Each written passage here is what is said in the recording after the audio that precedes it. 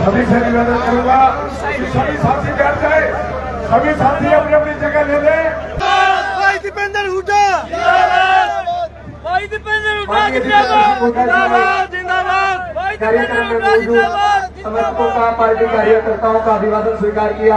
हम भाई साहब का आभार व्यक्त करते हैं और मेरी रिक्वेस्ट है, एमपी साहब का आदेश हुआ है, कृपया मंच की व्यवस्था को बनाएं। हमारे बीच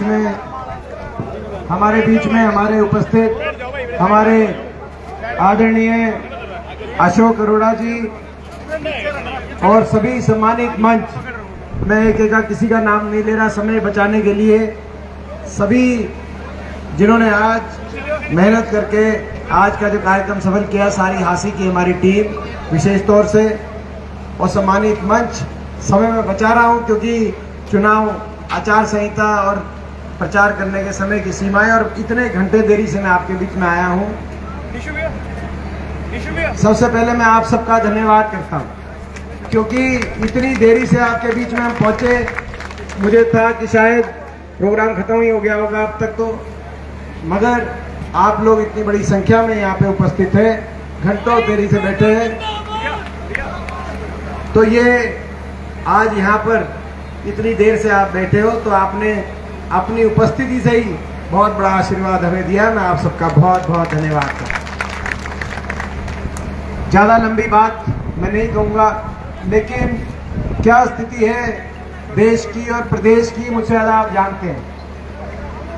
अच्छे दिनों के वायदे करके सरकारें बनी, दिल्ली में भी और चंडीगढ़ में भी बड़े बड़े वायदे किए गए थे। महंगाई कम कराएंगे, अच्छे दिन आएंगे, 15 लाख सबके बैंक खाते में आएंगे, काला धन लाएंगे, किसान की आमदनी को दुगनी कराएंगे, 1 रैंक 1 पेंशन हर फौजी को दिलवाएंगे। बड़े बड़े वायदे किए गए थे, लेकिन आज 10 साल के बाद उन वायदों के पे आकलन करने का समय आया है कि क्या कारण रहा कि डबल इंजन की सरकार ऐसी सरकार साबित हुई कि सबसे ज्यादा नुकसान हरियाणा का होगा। जो हरियाणा प्रदेश देश में विकास का प्रतीक हुआ करता था, आज वही हरियाणा प्रदेश, इन्होंने क्या किया क्या नहीं किया वो आपके सामने है। पूरे हरियाणा प्रदेश में कोई एक विकास की परियोजना केंद्र सरकार की तरफ से 10 साल में कोई आई हो तो आप बता सकते हैं? एक भी कोई बिना विकास की परियोजना आई, विकास की पटरी से हरियाणा उतारने का काम इन्होंने किया। जो हरियाणा प्रदेश विकास में 1 नंबर पे होता था, आज वो बेरोजगारी में 1 नंबर पे पहुंच गया। हर घर में जो पढ़े लिखे बच्चे हैं उनको रोजगार नहीं,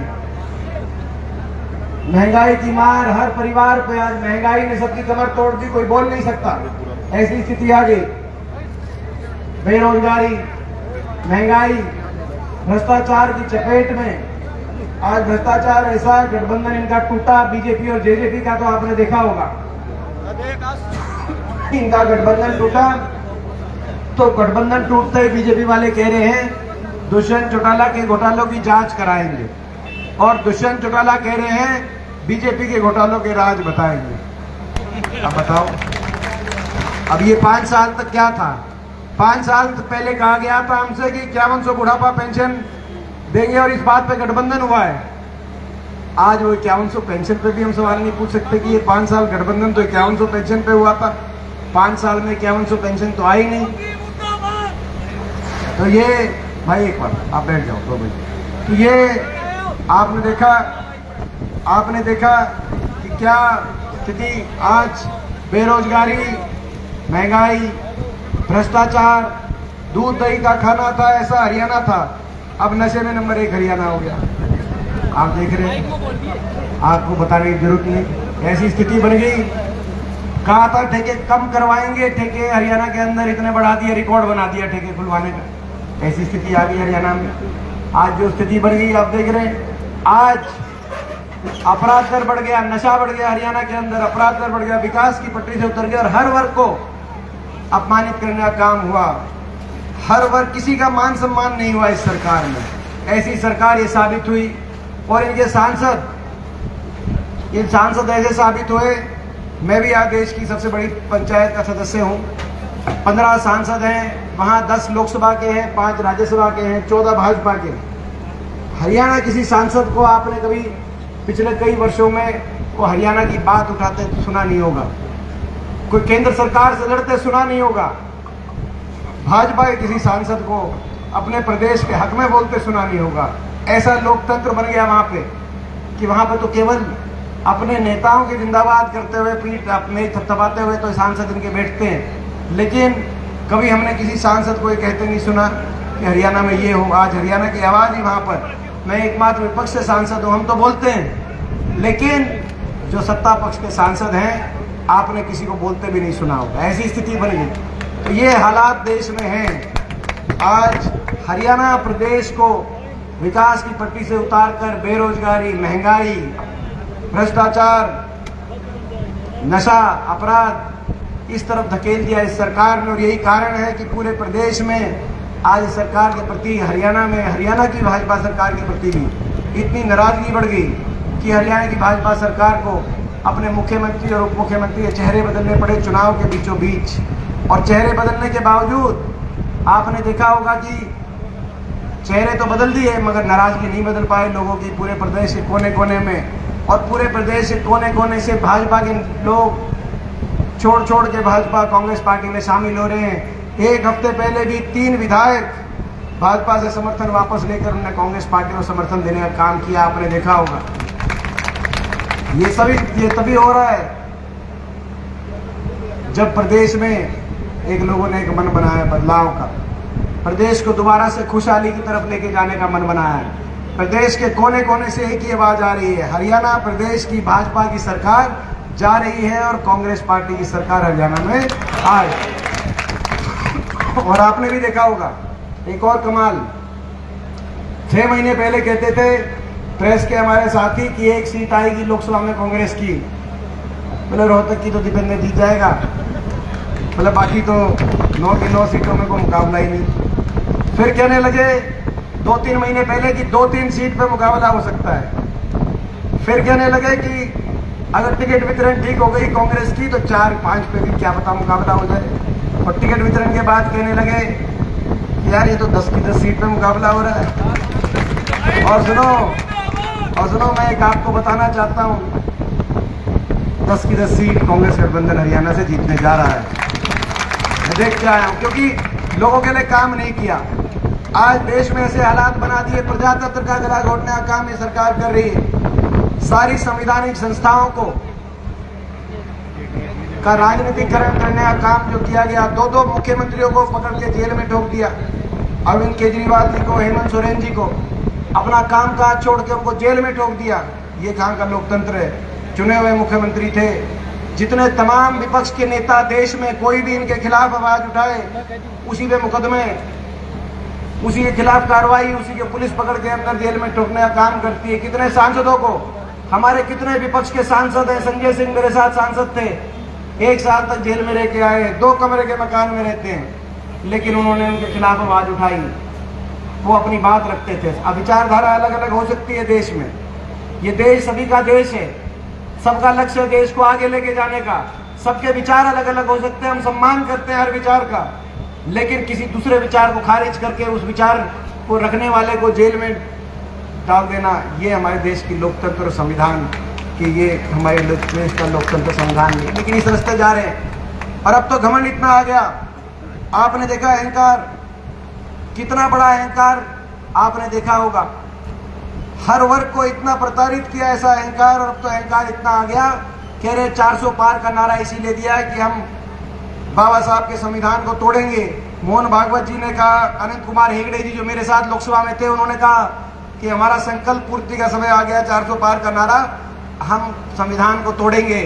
हेगड़े जी मैं कहना चाहता हूं आपको, संविधान पे तो हम आंच भी नहीं आने देंगे, तोड़ेंगे तो आपके घमंड को हम जरूर तोड़ेंगे। मैं इनको कहना चाहता हूँ, तो घमंड तो रहा नहीं, घमंड तो सारी उम्र रहा नहीं। आपने देखा होगा आज बीजेपी पार्टी, हम लड़ाई लड़ रहे हैं, हम इनसे लड़ाई लड़ रहे हैं, कांग्रेस पार्टी, इंडिया गठबंधन इनसे लड़ाई लड़ रहे हैं, ईमानदारी से लड़ाई लड़ रहे हैं, देश के लोकतंत्र को, संविधान को बचाने की लड़ाई लड़ रहे हैं, हरियाणा को विकास के रास्ते पे आगे लेके जाने की लड़ाई लड़ रहे हैं। हम लड़ाई लड़ रहे हैं और हमें उस लड़ाई में आपके आशीर्वाद की जरूरत है। क्योंकि बीजेपी से जो लड़ाई लड़ रहे हैं, बीजेपी के पास तो बहुत कुछ है इस लड़ाई में।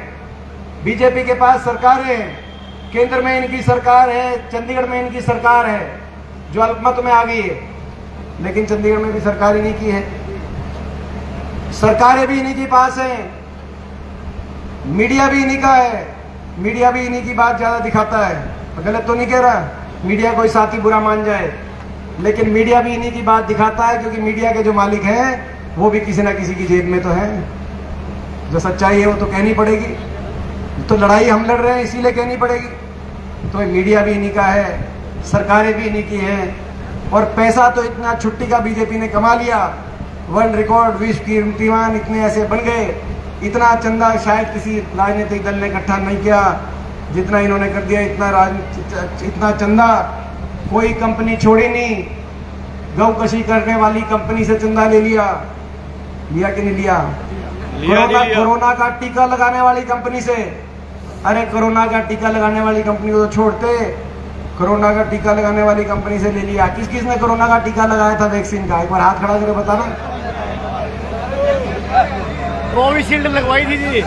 दो चार आदमियों ने नहीं लगाया, बच गए बेचारे। मैंने भी लुआ लिया था।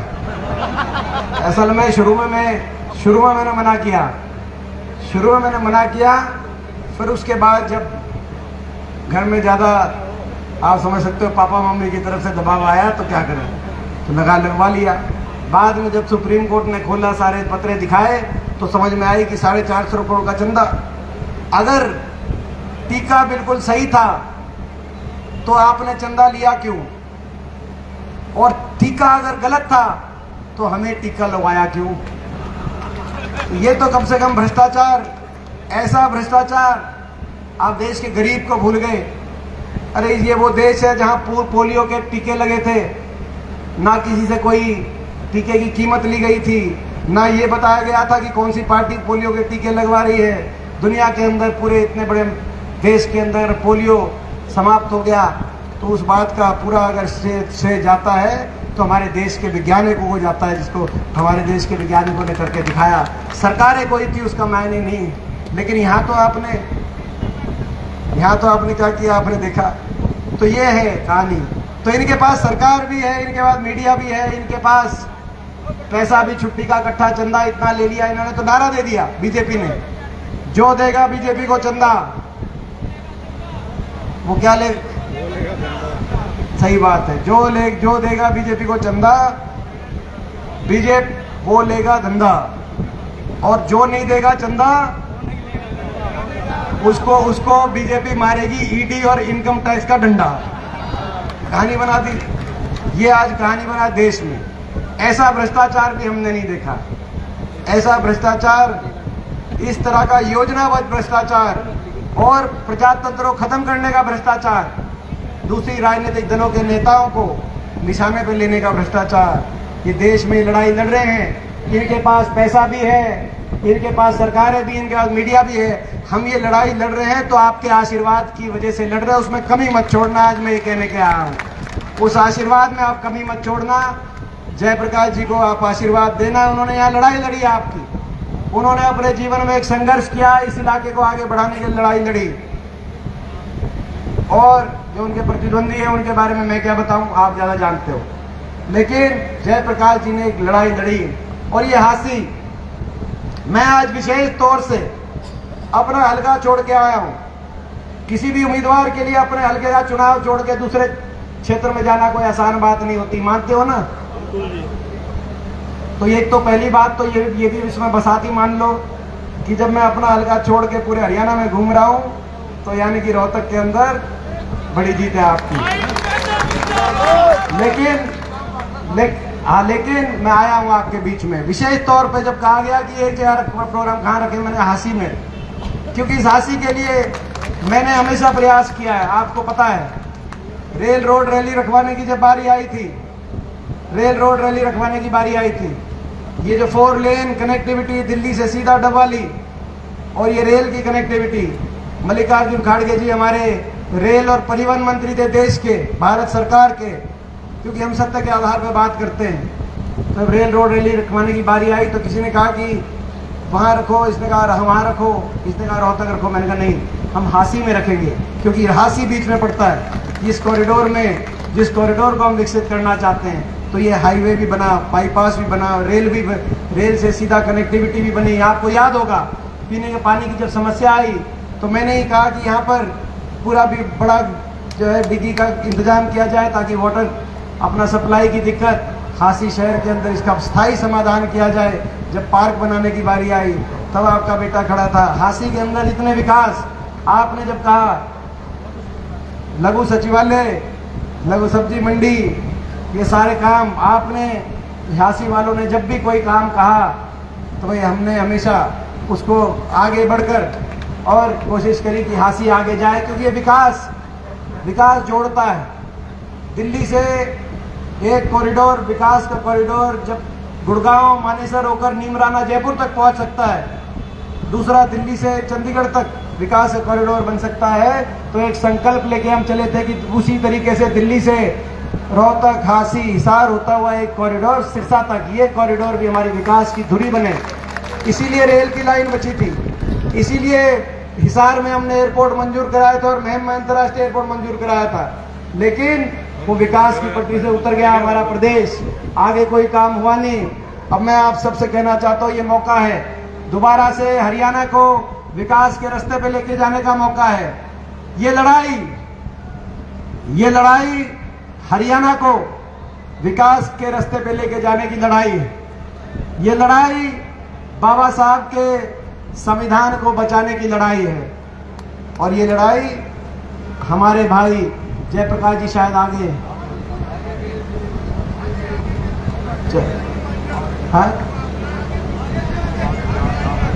आगे आ गए आप पाछे, ठीक है ना?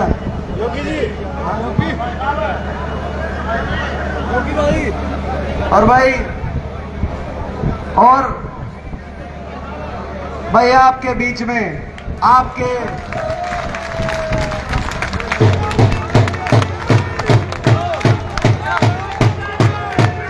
तो ये मैं आग्रह करूंगा आपके भावी सांसद जयप्रकाश जी, तो बहुत देर जाना इसका हेलीकॉप्टर ने उतरन दिया एमपी साहब का, कभी उधर के लोगों के दिलों में जिसकी छाप पड़ जाए उसने दीवारों पे लिखाने की आवश्यकता नहीं। आज लोगों ने चौधरी भूपेंद्र सिंह जी हुड्डा को इस बात के लिए मान लिया। अगर आप बरवाड़ा का जोग्राफिया जानते हो, पहला प्रोग्राम मैंने शुरू किया था सुरखड़ी से लेकर के लास्ट जुगलान तलवंडी राणा, ये जो जात पात ड्रामा करके था, पहले तो इनको हर चीज में हराया, मुफ्त में खोल के ले आए, उनमें आ रहे, फार्म भरने आ रहे, लोगों के साथ रणजीत ने ठगी करी, 3,500 FIR दर्ज करके उसमें बढ़ने में आ रहा है। अब युवकार तक भी आ रहा है, इसको नोटिस दे दिया। आज मैं तो एक ही बात कहूंगा, कई देर से बैठे हो भाई, हिसार की पटेल नगर की सबसे ऐतिहासिक रैली होती है, जहां पर 1996 में स्वर्गीय ओम प्रकाश जिंदल और स्वर्गीय ओम प्रकाश महाजन और जयप्रकाश ने एक बिगुल बुझाया था। वहां पर एमपी साहब, वहां पंजाबी समुदाय और दलित समुदाय तो ही वास करते हैं, और पटेल नगर की चली हुई हवा मुल्तानी चौक तक पहला रुकती को नहीं, और मुल्तानी चौक पर जिसके वहां पहुंच गई शहर में उसको हरा सकता नहीं।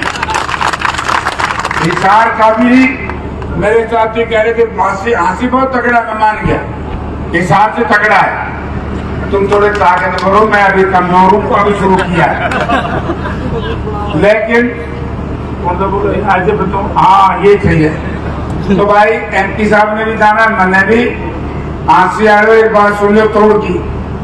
ये तो एमपी साहब कल मैं गया था डाणिया में, टोटल ही किसान की हैं, दलित की हैं, गुर्जर समाज की। अंतिम छोर था आज, खड़ा पड़ा।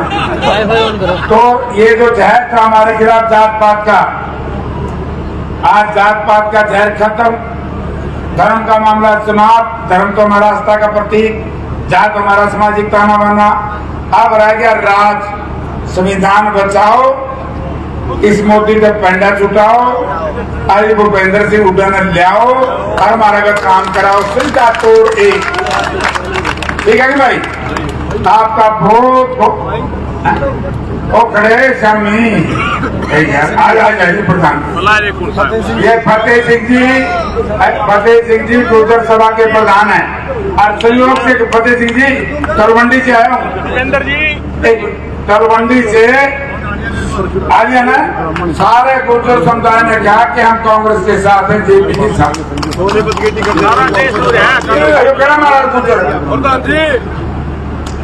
सारा देश से है, गुजर के सारे जिंदाबाद जिंदाबाद। तो भाई सारे शहर के साथियों का बहुत बहुत धन्यवाद और एमपी साहब का स्पेशल धन्यवाद।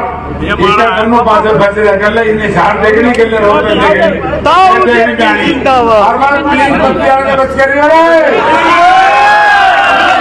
एमपी साहब बड़ी मारा ये 3 पत्ती खावा मारा एक आदमी। अब दिन में बच्चे 3 पत्ती खाता है, दिन में बात भी खाता है, रात को वारागर्दी करता है। बता दी मेरा बड़े साहब को, सुमन शर्मा बड़े साहब को बता दी है, चिंता ना करो। इस शहर के साथ किसी के ठगी जब तक चौधरी भूपेंद्र सिंह हुड्डा है, बाकी नहीं होने देगा। सरकार करने देगा, खाना बहुत